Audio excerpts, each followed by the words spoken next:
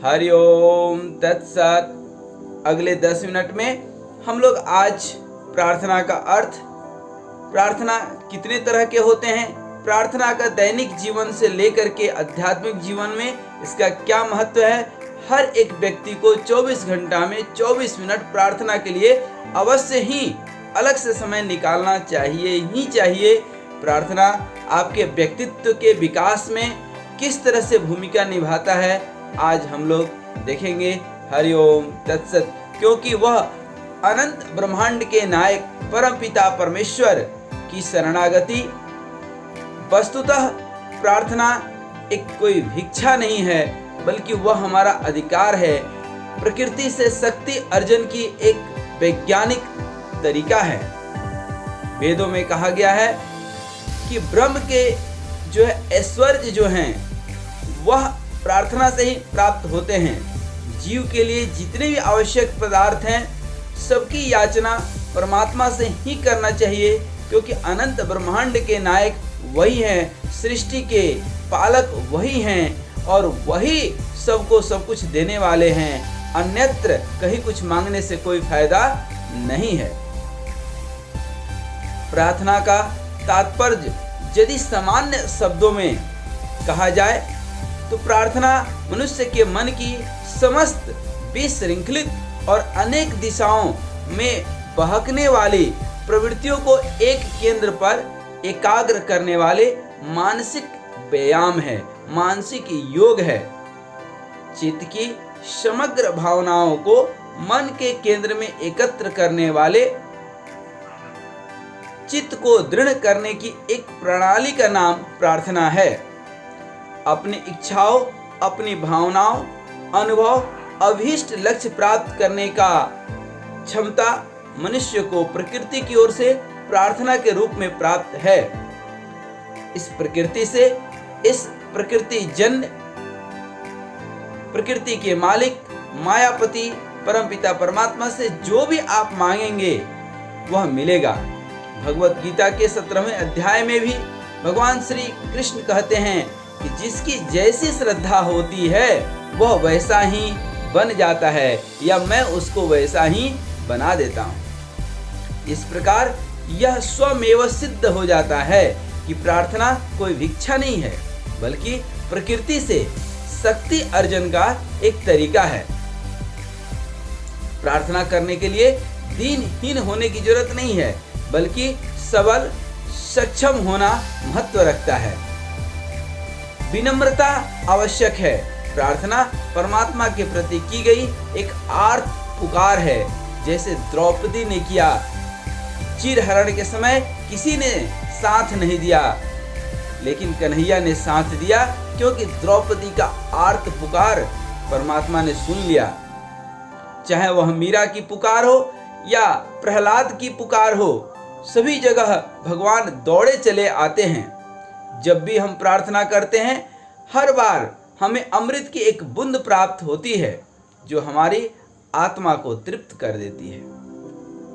हमारे जीवन हमारे विश्वासों से बना हुआ है, हमारे आशा से बना हुआ है, हमारे उम्मीदों से बना हुआ है।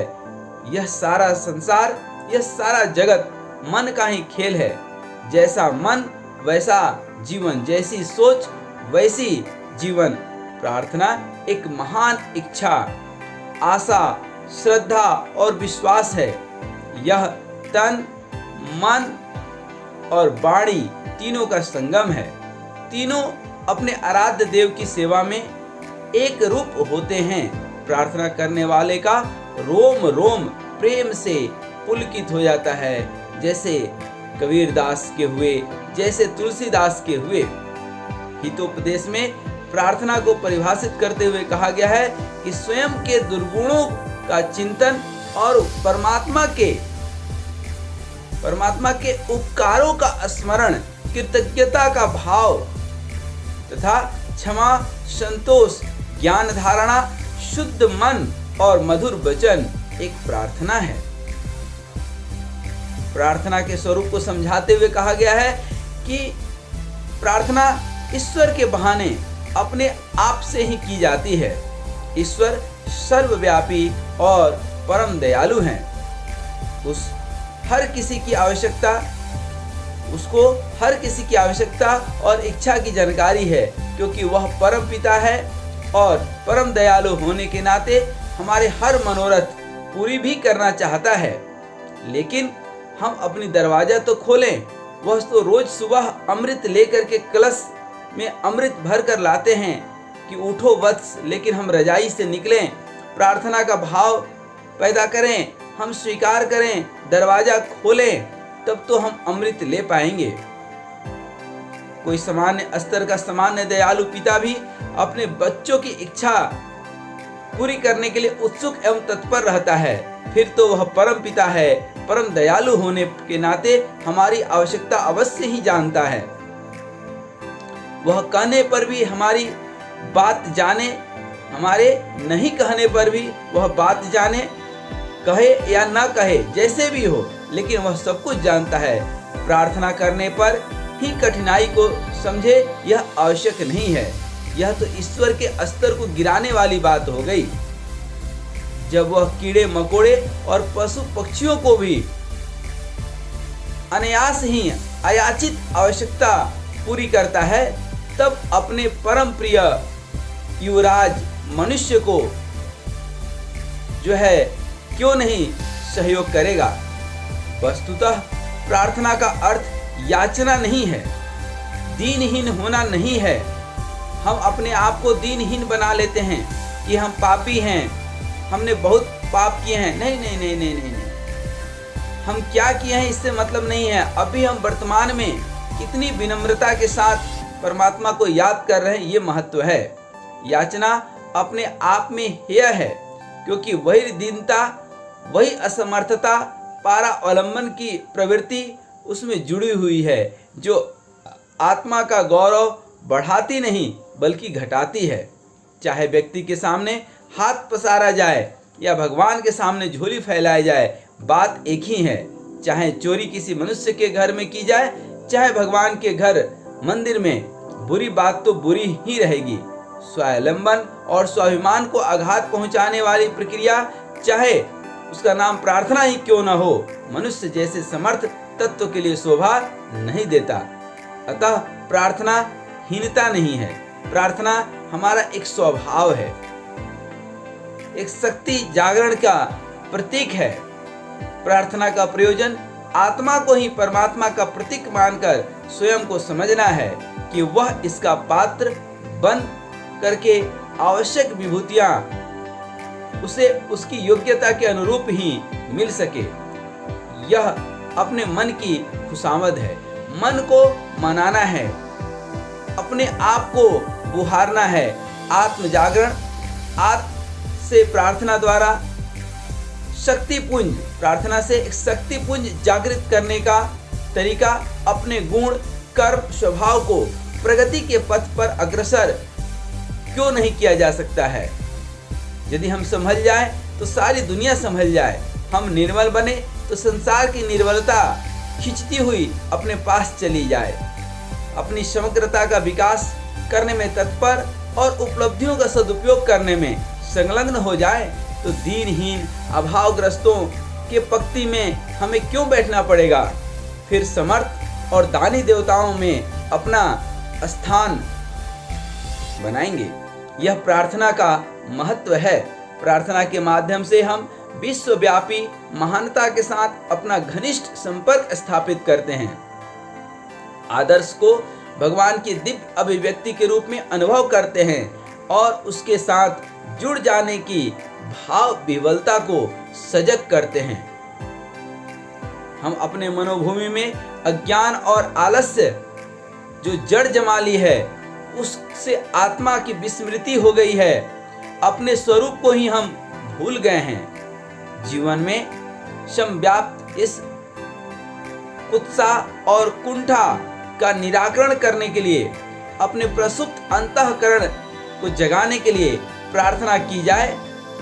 तंद्रा और मूर्छा छोड़कर सजग हो जाया जाए और मनुष्य को जो चाहिए वह सोचने लगे, जो करना चाहिए सो करने लगे, तो अपना बेड़ा पार हो जाए।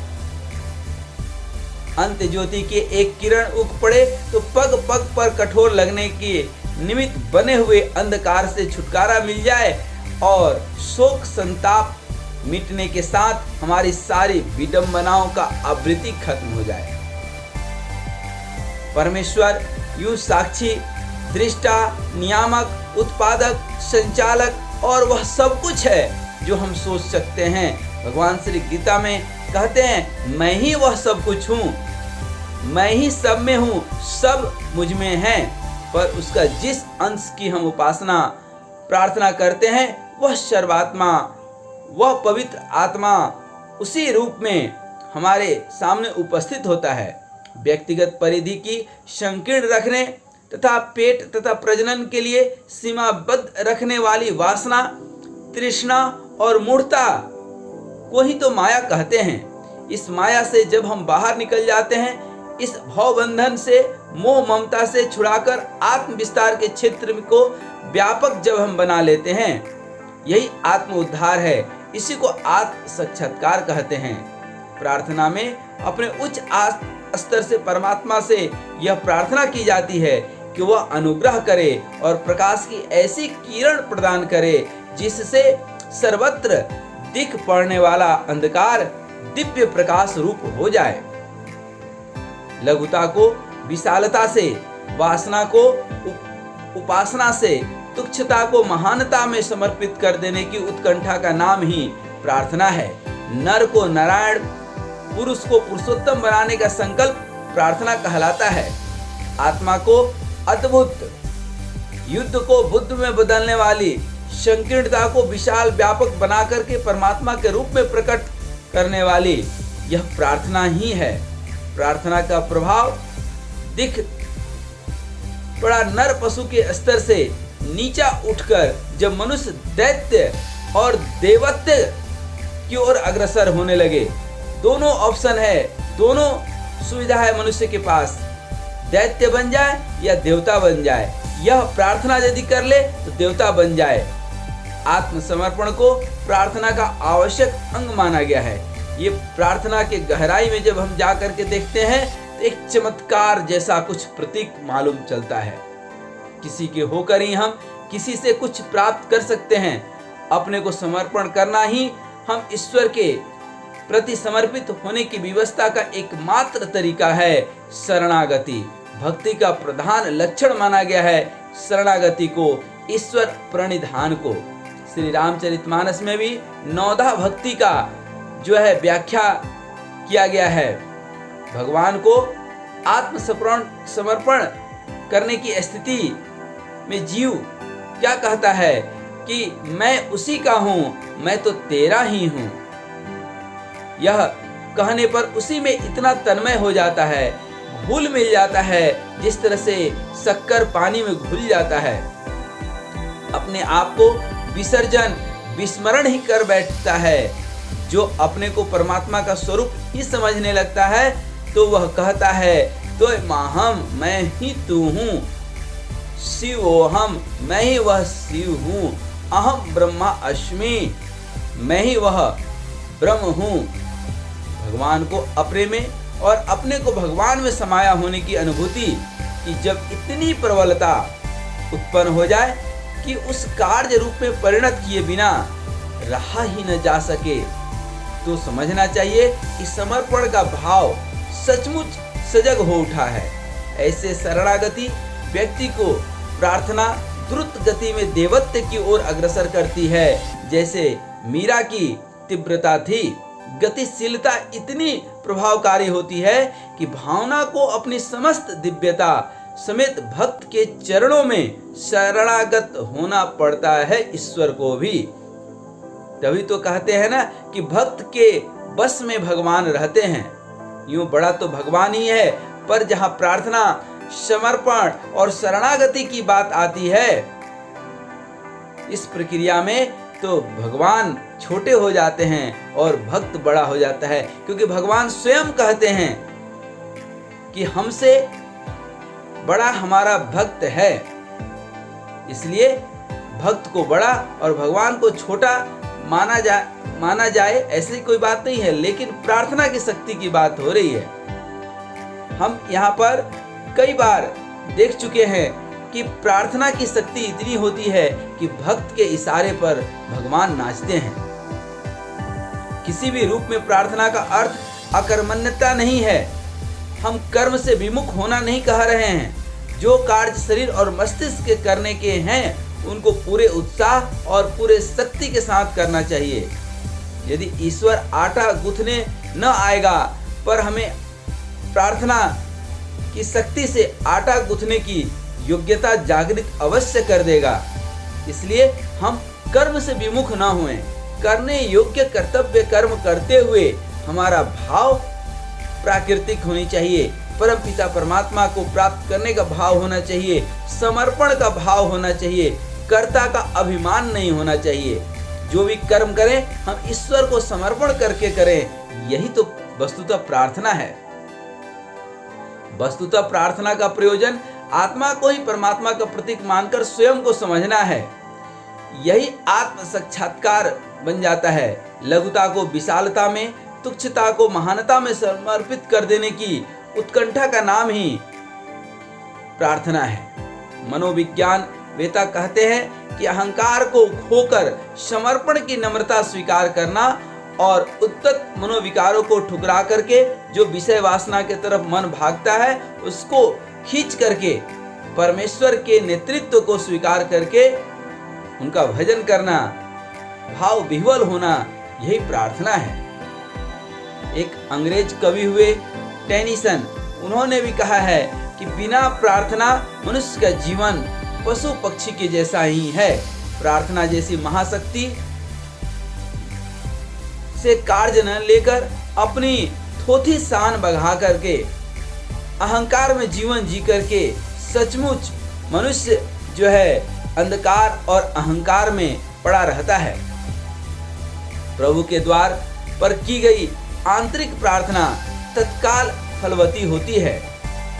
महात्मा तुकाराम जो महाराष्ट्र के बहुत प्रसिद्ध संत हुए, स्वामी रामदास, मीराबाई, सूरदास, कबीरदास, तुलसीदास आदि भक्त संतों एवं महात्माओं की प्रार्थना जो है जगत प्रसिद्ध है। इन महात्माओं की आत्माएं उस परम तत्व में विलीन होकर उस देवी आस्था में पहुंच जाती थी जिसे ज्ञान की सर्वोच्च भूमिका कहते हैं। उनका मन उस पराशक्ति में तदाकार हो जाता था जो समस्त सिद्धियों एवं चमत्कारों का भंडार है। उस देवी जगत में प्रवेश कर आत्मश्रद्धा द्वारा वे मनोनीत तत्व आकर्षित कर लेते थे। जो चाहते थे वह पा लेते थे। जो बोल देते थे कर्म आश्रय को जो है ध्यान में रख करके वह फलित हो जाता था। वह आशीर्वाद स्वरूप लोगों को लग जाता था। चेतन तत्व से तादात्म्य स्थापित कर लेने के कारण वे प्रार्थना द्वारा समस्त रोग, शोक, भय, व्याधियां दूर कर लिया करते थे। सिर्फ स्वयं का ही नहीं, दूसरे लोगों का भी। भगवत चिंतन में एकमात्र सहायक हृदय से उद्वेलित सच्ची प्रार्थना ही है। हृदय में जब परम प्रभु का पवित्र प्रेम भर जाता है तो मानव जीवन के समस्त व्यापार, कार्य, चिंतन ये परमात्मा का जो कार्य चिंतन है वह प्रार्थनामय हो जाता है। संसारिक कार्य भी प्रार्थनामय हो जाता है। जब महाराष्ट्र की एक संत हुई, उनका नाम है भूल रहा हूँ, विठल विठल बोलते रहती थी। तो जब गोबर से पत्थरी बनाती थी, कंडा बनाती थी, उससे भी विठल विठल आवाज निकलता था। यह भाव होता था भक्त का। सच्ची प्रार्थना में मानव हृदय का संभारण दैवीय आत्मा प्रवेश कर जाती है। प्रार्थना श्रद्धा, शरणागति और समर्पण का रूपांतर है। यह परमेश्वर से वार्तालाप, बात करने का एक तरीका है। तभी तो भक्त सीधे भगवान से बात करते थे। यह एक आध्यात्मिक प्रणाली है जिसमें हृदय बोलता है और वह विराट हृदय परमात्मा का सुनता है। यह वह अस्त्र है जिसके बल का कोई पारावार नहीं है, कोई सीमा नहीं है। जिस महाशक्ति से यह अनंत ब्रह्मांड उत्पन्न हुआ है, लालित और पालित हो रहा है, उससे संबंध स्थापित करने का एक रूप हमारी प्रार्थना है। व्यवहारिक जीवन में व्यक्ति उच्च पदों पर बैठे हुए लोगों से थोड़ा सा संपर्क बना लेता है तो एक अहंकार उसके अंदर आ जाता है। जो पद 2-4-10 दिनों की है, चमचागिरी बेलचागिरी से मिली है, अब आप सोचिए उस परम तत्व से जुड़ गए जो इस ब्रह्मांड का मालिक है, सर्वशक्तिमान है, फिर आपके अंदर की कितनी खुशी होगी। ये लोक व्यवहार की खुशियां तो 2-4 महीने 2-4 साल की होती है और वह तो अनंत समयातीत है, समय का कोई सीमा ही नहीं है। उस महाशक्ति से जो है यह अनंत ब्रह्मांड की शक्ति से आप जब जुड़ जाते हैं तो आपकी खुशी बयां करने लायक नहीं होती है। प्रार्थना करना जिसको आ जाए, जिसको जप तप मंत्र जप आदि साधन आ जाए, उस पराशक्ति से वो तदाकार हो जाता है। अपने कर्तव्य को पूरा करना प्रार्थना की पहली सीढ़ी है, ध्यान रखिएगा। प्रार्थना की 2-4 सीढ़ी मैं बता देता हूं, आप ध्यान रखिएगा जरा सा। कर्तव्य विमुख होना प्रार्थना नहीं है। भगवत चिंतन, परमपिता परमात्मा का नाम जप, मंत्र जाप इत्यादि सब कुछ करना है, लेकिन कर्तव्य विमुख करने योग्य कर्तव्य कर्म जो आप नौकरी चाकरी व्यापार घर गृहस्थी सब करते हुए आप प्रार्थना कर सकते हैं। कहते हैं ना, राम राम कहते रहो, अपना काम करते रहो। एक घड़ी आध घड़ी आधो में पुनियाद, तुलसी संग साधु की, हरे कोटि अपराध। जितना समय मिल जाए उतना ही भगवत प्रेम हम परमात्मा के साथ जुड़ करके अपना काम करें। प्रार्थना की पहली श्रेणी है कि करने योग्य कर्तव्य कर्म को पूरा कीजिए। कर्तव्य विमुख नहीं होना है, संसार से भागना नहीं है, संसार में जागना है। न संसार में भागना है न संसार से भागना है, संसार में बसना है, फंसना भी नहीं है, जागना है। जागृत अवस्था में साक्षी भाव में रहना है, यही प्रार्थना है।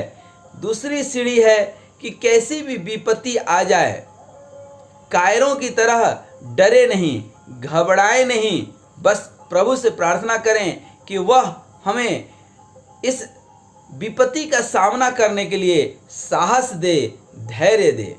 यह दूसरी सीढ़ी है। तीसरी सीढ़ी है प्रेम का।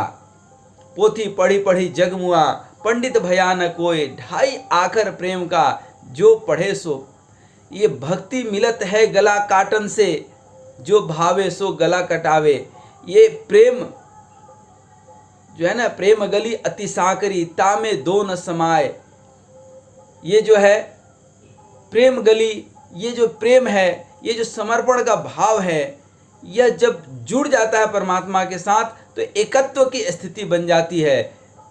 खोजत खोजत कबीरा रहा हेराए, खोजने वाला खो जाता है। जब खोज गए तब आपकी खोज पूरी हो जाती है।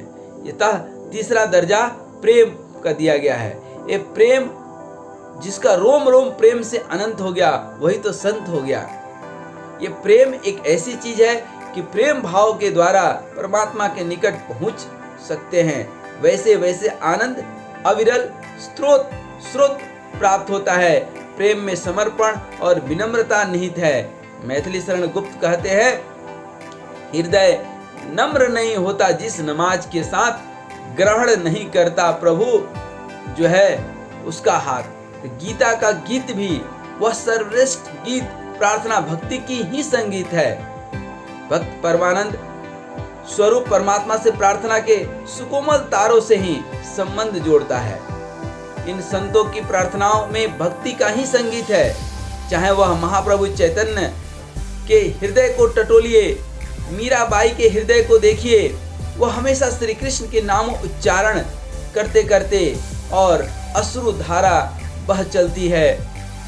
अनेकानेक संत हैं जो भगवान के पुकार में रोने लगते हैं। वो प्रेम ही है, वो प्रेम के आंसू हैं। मनुष्य ईश्वर के निकट से निकटतम पहुंच जाता है इस प्रेम अश्रु से। संसार की अतुलित संपत्ति में भी वह आनंद प्राप्त नहीं होता। वह विषय वासना, किसी के स्पर्श रस या भोग संभोग इत्यादि में वह सुख मिल ही नहीं सकता जो सुख उस प्रेम पूर्वक भाव में, परमात्मा के प्रार्थना में, उस भावुकता में, वो प्रार्थी होने में है। अपना अस्तित्व विस्मृत कर केवल आत्म स्वरूप में ही लीन हो जाना, उस क्षण का जो आनंद है, उसका अस्तित्व एक भुक्त भोगी को जो है, अर्थात जो अनुभवी है, उसको शब्दों में बयां नहीं की जा सकती है। अनुभव कई सालों के बाद मिलता है। जरा सा अनुभव हमें भी है, लेकिन उसको शब्दों में बयां करना असंभव है। प्रार्थना विश्वास की प्रतिध्वनि है। रथ के पहियों में जितना अधिक भार होगा, उतना ही गहरा निशान होगा धरती पर।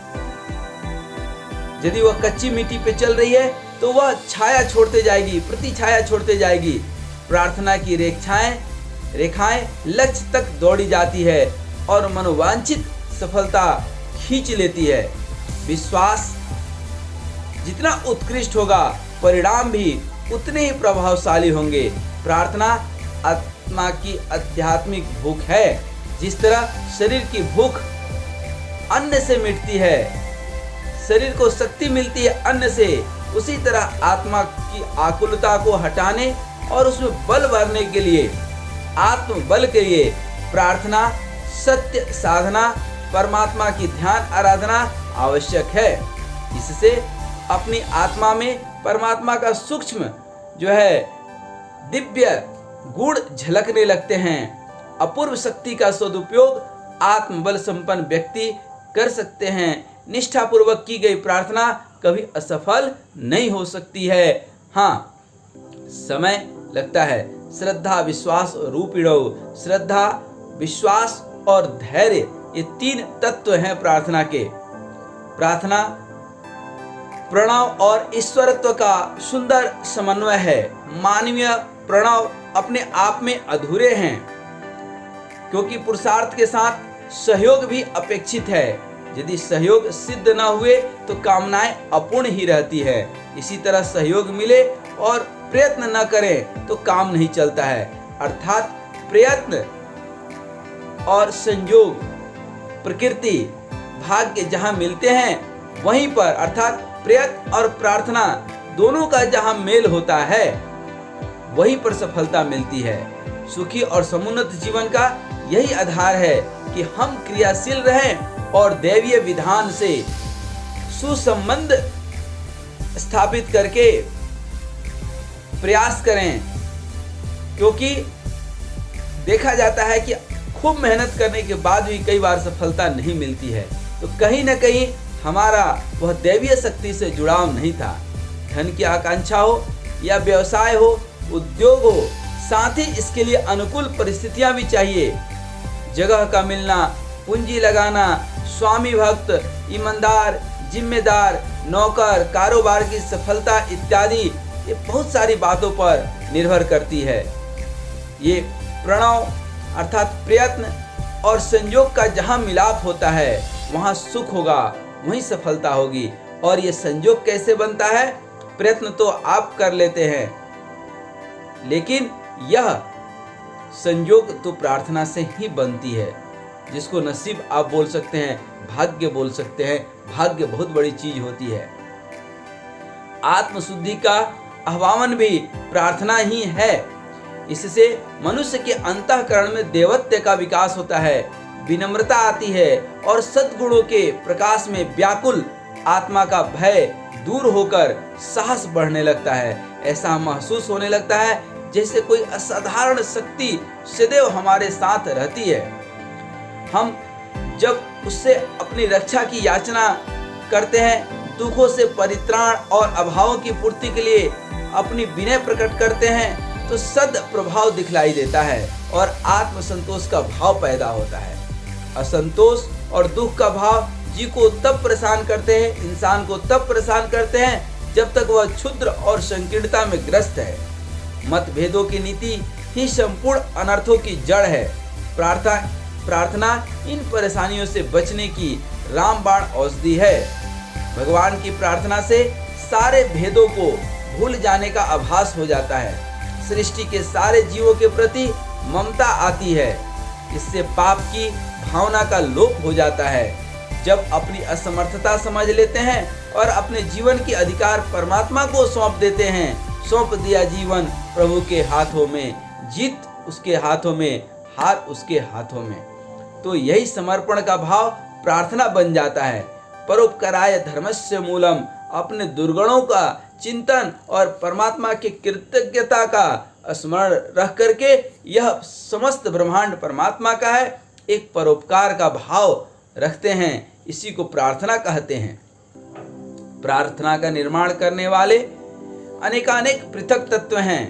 किन किन वस्तुओं पर प्रार्थना निर्भर करती है, इस पर भी थोड़ा सा ध्यान दें तो आप देखेंगे कि सबसे पहला और महत्वपूर्ण जो तत्व है वह है विश्वास और श्रद्धा। श्रद्धा, रामचरितमानस में भी तुलसीदास जी लिखते हैं, श्रद्धा विश्वास रूपिणो, अर्थात श्रद्धा और विश्वास से ही रूप बनता है। यह प्रार्थना की आत्मा उच्चतर स्तर में अखंड विश्वास ही तो है। श्रद्धा पूर्वक की गई प्रार्थना ही फलवती होती है।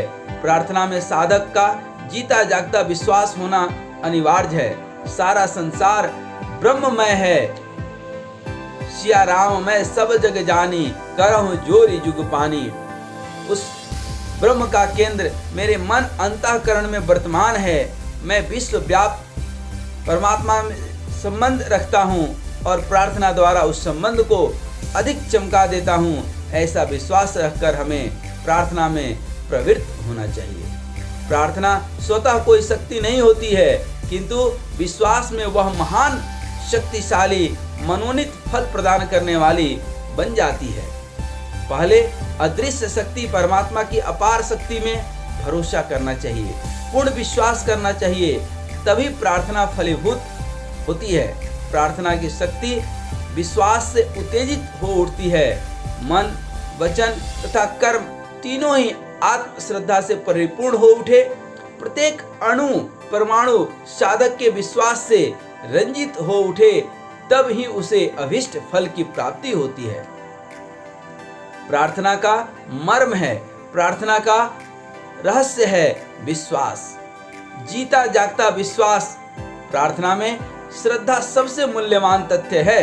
श्रद्धा की अखंड धारा ही तो राधा कहलाई।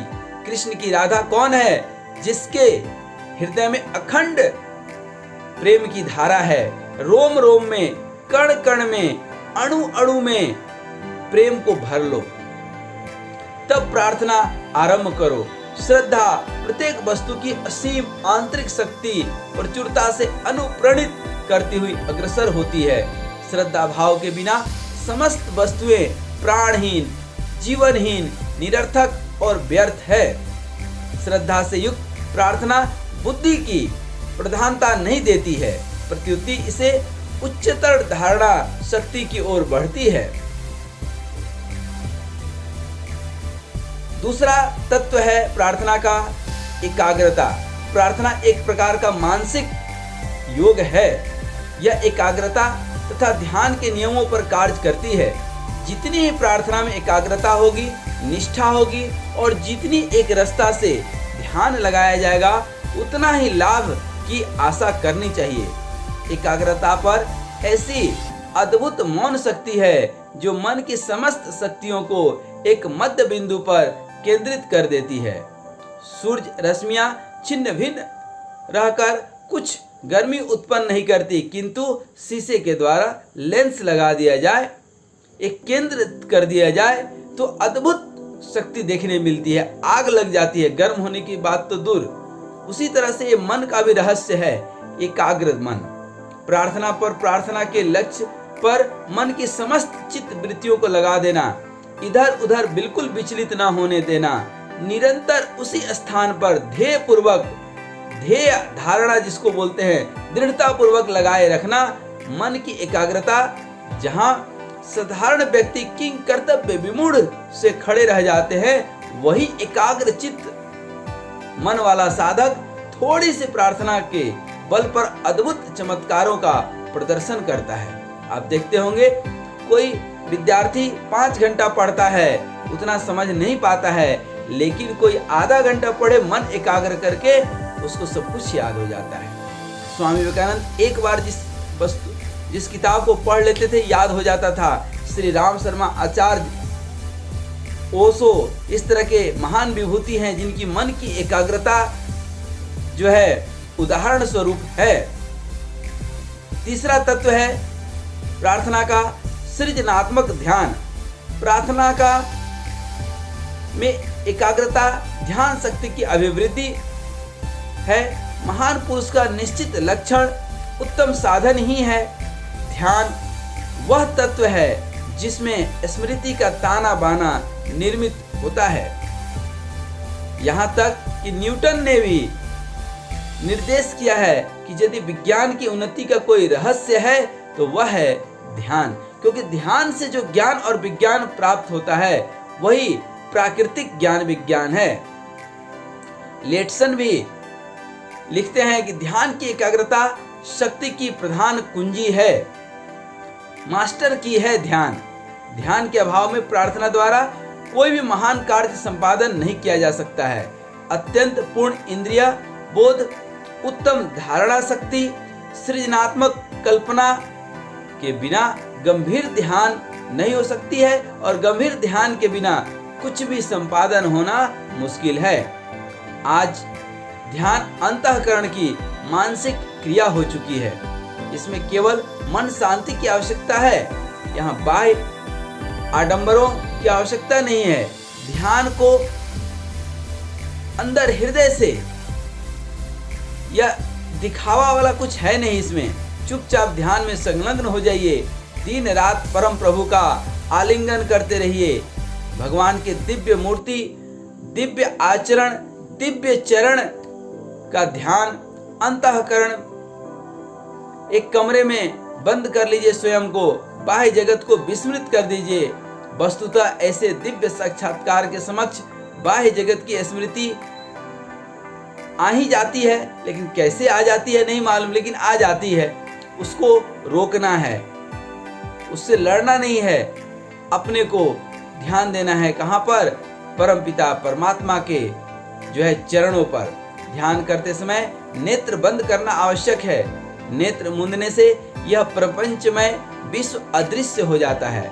विश्व को दूर हटा देना और ध्येय पर मन शक्तियों को केंद्रित कर देना ही ध्यान का प्रधान उद्देश्य है, प्रथम उद्देश्य है। परंतु केवल बाहर का दृश्य अदृश्य होने से पूर्ण नहीं होता। जब तक हमारा मन भीतर नवीन दृश्य निर्माण करता रहे तो फिर प्रार्थना व्यर्थ हो जाती है। मन अंदर ही अंदर, आंख बंद कर लिए और बंद आंखों से सारी संसार देख रहे हैं तो फिर क्या मतलब रहा ध्यान का? अतः अंदर भी मन की एकाग्रता, भीतर के नेत्र भी बंद कीजिए।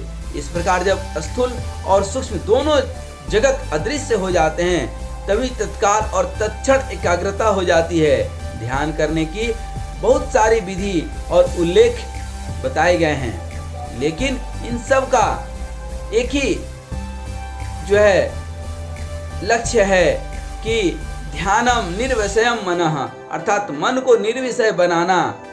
ब्लैक जो है मतलब पूरी तरह से ब्लैंक, ब्लैक में ब्लैंक जो है ये महाकठिन है, लेकिन संभव है।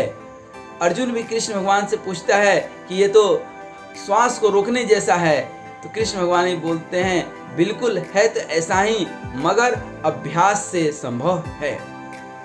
प्रार्थना का चौथा तत्व है आत्मनिवेदन।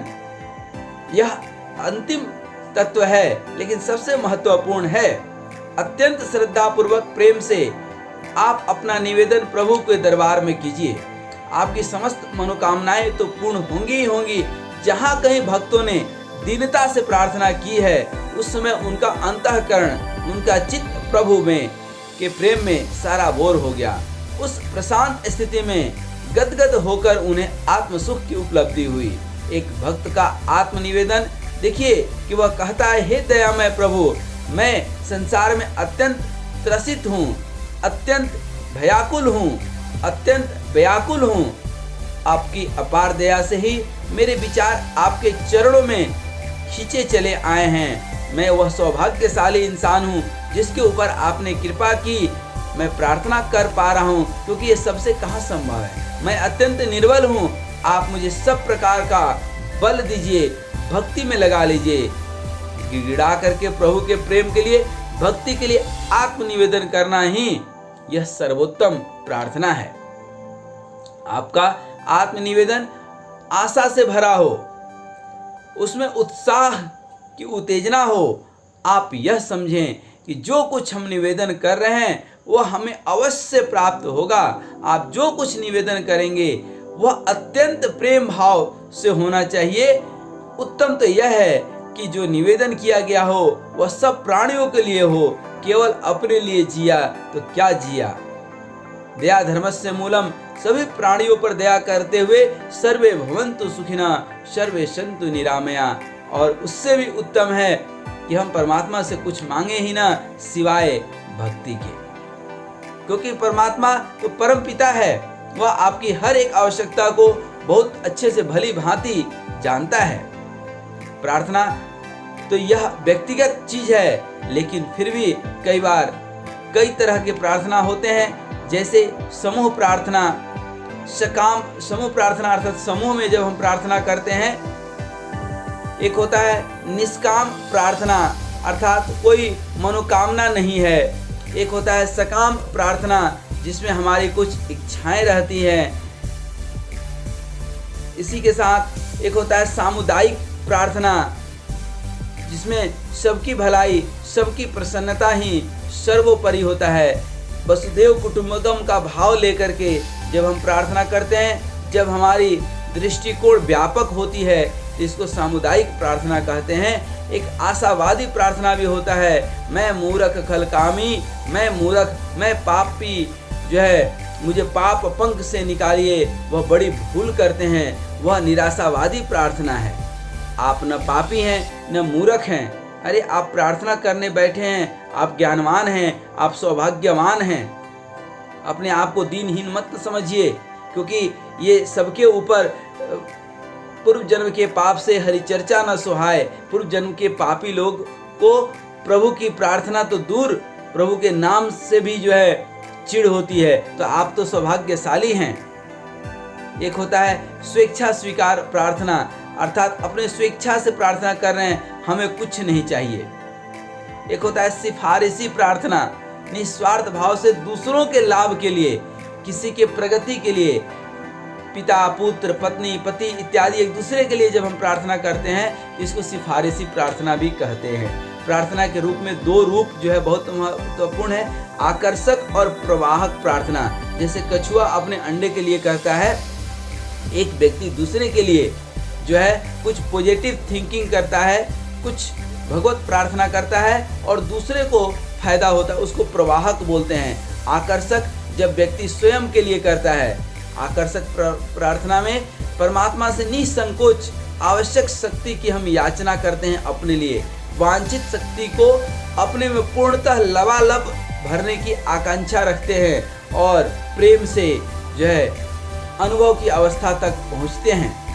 और प्रवाहक प्रार्थना में जैसा कि हमने बताया कि मानसिक तरंगों का कार्य जो है दूसरे के लिए होता है। एक तरंग के आधार पर जो है प्रवाहक प्रार्थना करते हैं। उदाहरण के लिए, जैसे संसार में सबका भला हो, सबकी भलाई हो, सर्वे भवन्तु सुखिनः सर्वे सन्तु निरामया, आरोग्य आनंद शांति प्रेम सुख समृद्धि की वर्षा हो और सबके लिए हो। हे करुणा निधान, आपकी मंगल कामना पूर्ण हो। ऐसे मंगलकारी प्रार्थना से आसपास के वायुमंडल में भी एक सकारात्मक जो है भाव, एक जो है ऑरा देखने मिलता है। तो यह सब कुछ आज प्रार्थना में हम लोगों ने बड़े जो है तल्लीनता के साथ आपने मेरी वाणी को सुना। उम्मीद करता हूं कि आज आप संकल्प लेंगे कि प्रतिदिन 24 घंटा में कम से कम 24 मिनट, बहुत व्यस्तता है, हालांकि कहीं व्यस्तता इतनी नहीं रहती है, आप नींद को 10 मिनट कम कर दीजिए। आप इधर उधर जो गप मारते हैं, समय व्यर्थ करते हैं, कहीं से भी 10 मिनट समय निकाल करके प्रार्थना और 24 घंटा भगवत भाव प्रेम भाव, किसी का बुरा नहीं करना, बुरा करने वाले का भी भला सोचना। हम प्रकृति से, परमपिता परमात्मा से, उस मायापति, जगतपति, जगत पिता परमात्मा से, परमपिता से प्रार्थना करें कि आप मेरी आवश्यकताओं को, आप मेरे भाव को अपने चरणों में लगाए रखें। मुझे सुख, समृद्धि, शांति प्रदान करें, भक्ति प्रदान करें और मुझे हमेशा सकारात्मक विचारों से उद्वेलित करें। आप अपने चरणों में लगाए रखें इस भाव के साथ। हरि ओम तत्सत। ओम हरि ओम तत्सत।